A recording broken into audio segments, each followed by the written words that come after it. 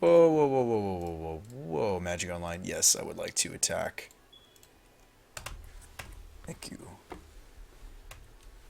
And he couldn't cast anything if he wanted to. Thalia gets in, and then Ooze finishes him off. They are Brew's Toast. Mobile just says Ooze Thalia likely wins here. Alright, so we won a couple with a fresh brew. That's not awful, we just need to make some changes. Now, for the record, I never said this was good, and I don't think it's good. I don't think it's going to be good. I think it's a lot of fun. It's probably the most fun I've ever had with green that I can remember in recent memory, outside of the Gitrog Frog brew that we had a couple weeks ago. That was a blast. That was an infinite combo with Gitrog Frog, which is kind of cool. Yeah, I mean, this is probably the most fun I'll have with green ever. Granted, we did splash blue. I think the Phantasmal image is going to be fun.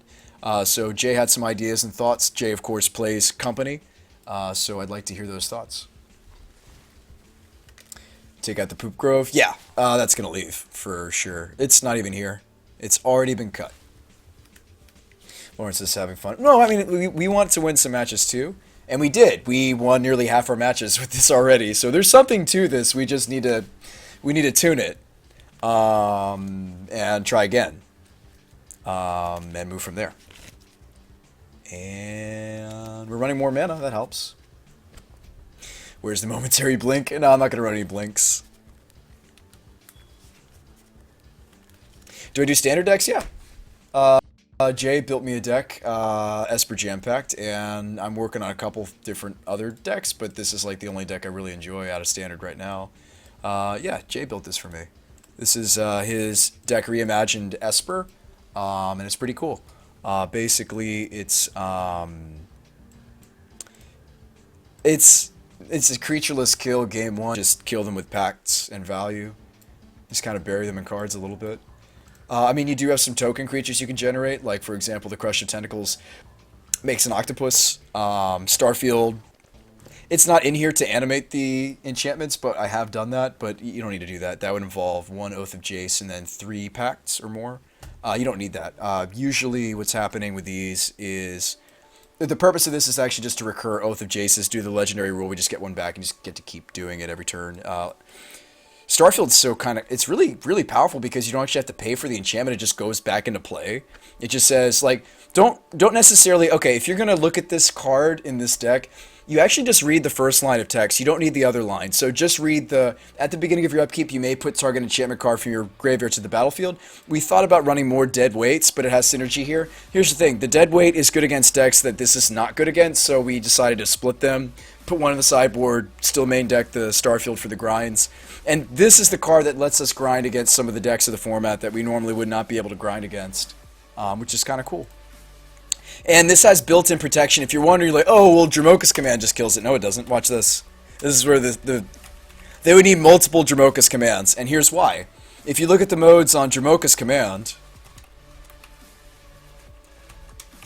Dromoka's Command says Sacrifice as one of the modes, sacrifice an enchantment. And due to that, they actually, if we are intelligent and we sequence Oaths and Demonic Pacts first, they can't get to the Starfield. The Dromoka's Commands decks of the format, this does say target player sacrifices an enchantment. And due to that reason, we actually don't lose the Starfield to the Dromoka. But that's like the #1 question I get asked, that Jay gets asked too about his deck too. But he's not running Starfield, he's not running white at all. And his deck's probably better for it. It's more streamlined. I'm in white for specifically events, things like Declaration, Purge, Anguished Unmaking, Starfield. I wanted to test an Narset. She's been okay.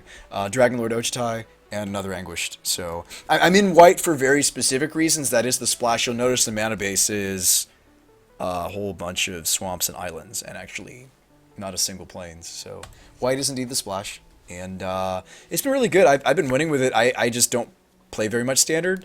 Do you want me to screenshot this for you, Cub? It's kind of a cool way to kill. Jay came up with this. This is not mine. I did not make this.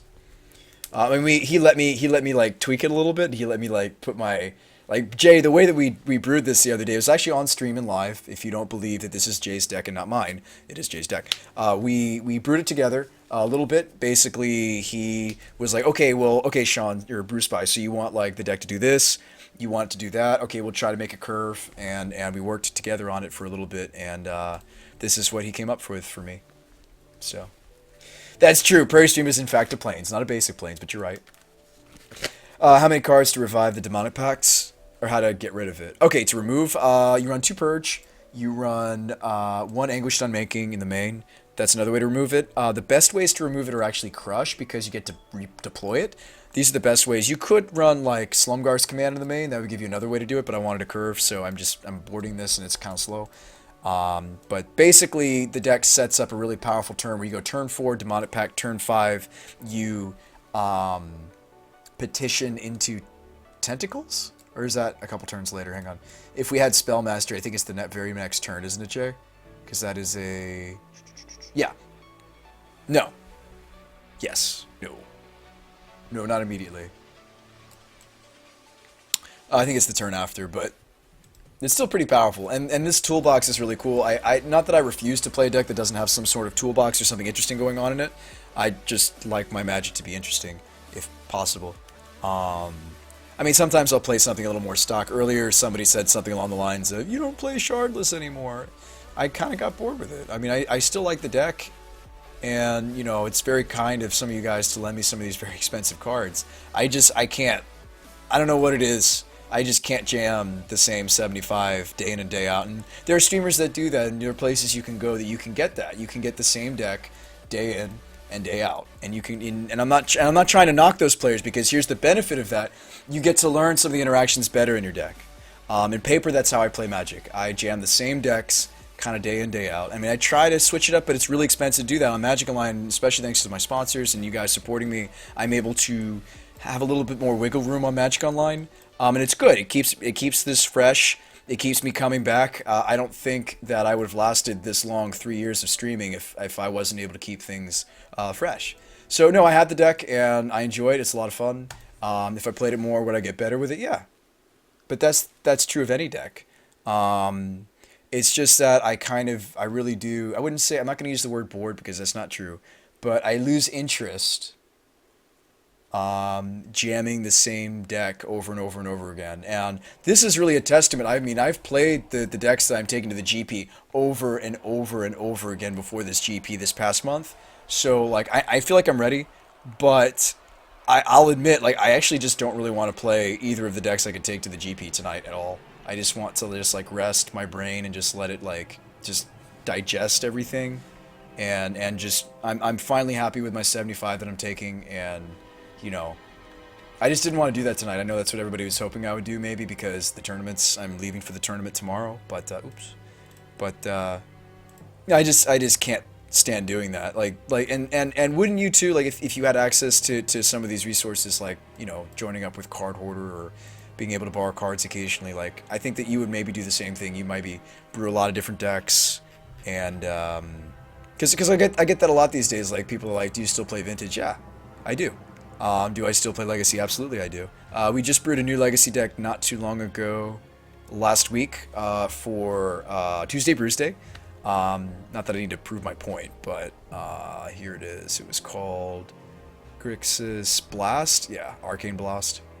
It's still not finished, but it has the initial concept. Because I've always wanted to build Grixis Control, but I never really had all the tools necessary. But now that I'm borrowing, like, lilies, I think I want more than one lily in the sideboard. I haven't figured out what. Actually, I should just cut the Innocent Blood that, like, serves the same purpose as a second Liliana. Anyway, I would play shops every single day. I don't think that's the case. I think if you guys were maybe in my shoes or bow tie or however you want to put it, I think you would make a similar decision. And I get that. Like, you got regulars in the Magic community. You get people that they only want to come watch you for one deck. And I'm just not going to be that guy for you guys, and I'm sorry. I am. I realize that. That's like a normal thing in the Magic Twitch community. Is like people have a deck or two, and that is what they play. And the people that want to see those two decks will watch and follow. And that's not true of people like Joe. Borsman has a lot of different decks, and I used to love watching his show and still love watching his show. And, like, Jeff plays a lot of different decks. So, like, that's not true of every streamer, but I get that. I get that you guys like that consistency, but, like, I like playing a lot of different stuff. And I wouldn't necessarily even say short attention span theater, because there's no way I could be graduating in mechanical engineering if that was the case. But I like to jump around, and it has to interest me. It has to. If it doesn't interest me, I just can't be playing it anymore. Anyways. Like to see many different decks so I can learn. Yeah, some people like it. How long am I planning to stream for? Ask me after. Um, it's 4 in the morning. I'm probably done in a little bit here, Jay. What's going on? Would you like a host? Ask me, dude. Ask me. Just ask. I'm always happy to do so, Jay. But yeah, I called it Esper. I was going to call it Grixis Arcane Blast because it just has all the different blasts. And no, that wasn't on purpose. I wasn't going to run the Dark Blast originally, and I was like, God, it's just such a sweet side. But different blasts. We have Pyros. We have one main deck Pyro, and then a sideboard Pyro, and then we have a Dark Blast and a Hydro. So we have all the different. I just wanted to call it Arcane, or Grixis Blast. Actually, if you just call it Grixis Blast, let's just call it Grixis Blast or Grixis Arcane Blast. Let's just call it Grixis Blast. But the Arcane's been interesting. I've actually won several games without casting Arcane on my opponent's spells, casting them on my own spells. I think the cards that synergize best are a late-drawn Gitaxian Probe. You can convert it into 3 cards. A late-drawn Divert. You can convert into 3 cards. A late-drawn Cabal Therapy or a Flashback Therapy that you don't need can be converted into 3 cards. A Pyroblast that you don't need against Elves can be converted into 3 cards. Let's say you sideboard into Surgical, but for whatever reason the opponent never plays the spell that you wanted to Surgical. You can turn it into 3 cards. Let's say you draw Umezawa's Jitte in a matchup that you do not need the Jitte. We can cast the Jitte and then denial it and draw 3 cards. Let's say you're in a matchup where the Blood Moon, it's like a grind. The Blood Moon's not so good, your opponent's fetched out their basics. We can deny it and draw 3 cards.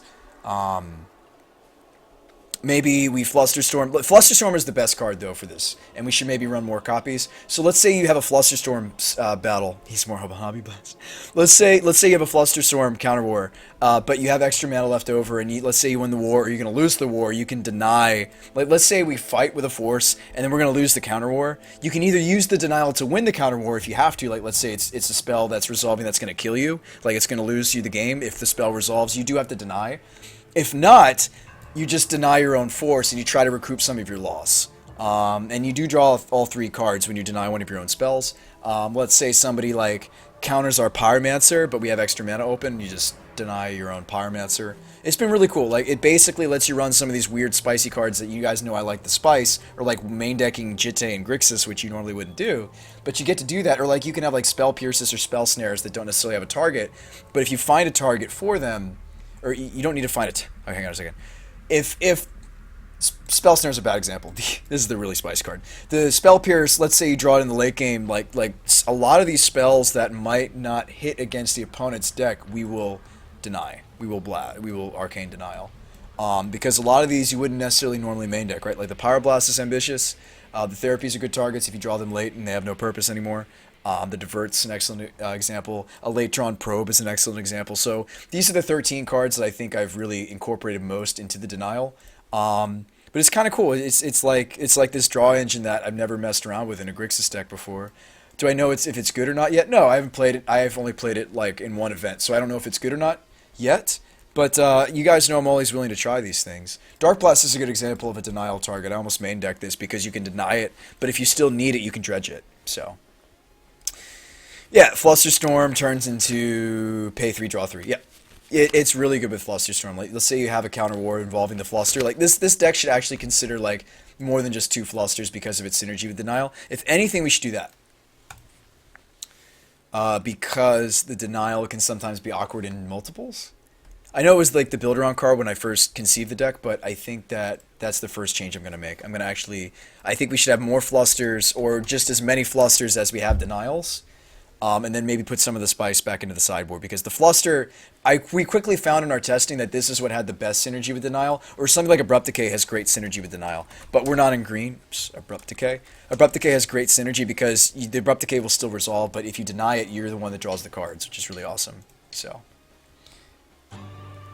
I like innovating in other formats than just Modern. I just felt like Modern was a good place to be innovating in right now, just because there's a shift. But I do love innovating in this format too, and yes, that's deck fade. It is actual deck fade in Legacy. Throm V123, welcome to the BSMG. That rhymed. Welcome to the show. Thank you, sir. Yeah, I mean we can play Legacy for the rest of the night. I don't care.